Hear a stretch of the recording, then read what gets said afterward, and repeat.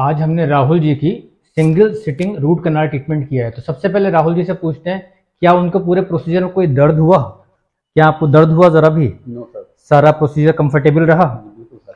तो जैसा राहुल जी ने बताया कि पूरा प्रोसीजर बिल्कुल कंफर्टेबल रहा, बिल्कुल पेनलेस रहा। सिंगल सिटिंग आरसीटी के बहुत ढेर सारे फायदे होते हैं, जैसे इसमें पेशेंट को बार बार आना जाना नहीं पड़ता है, हमको बार बार ओपन नहीं करना पड़ता है दांत की कैनाल को, जिससे री इन्फेक्शन के चांसेस नहीं होते हैं। और ये बहुत ही पेशेंट फ्रेंडली है, बहुत कंफर्टेबल है, एक ही विजिट में पूरा प्रोसीजर कंप्लीट हो जाता है। तो अगर दांत की रूट में पस या सिस्ट या एब्सेस नहीं बना है तो सिंगल सिटिंग आरसीटी एक बहुत ही अच्छा ऑप्शन है। अगर आपके डेंटिस्ट ने आपको रूट कनाल ट्रीटमेंट बताया है तो उनसे सिंगल सिटिंग आरसीटी के बारे में जानकारी जरूर करिएगा। Thank you.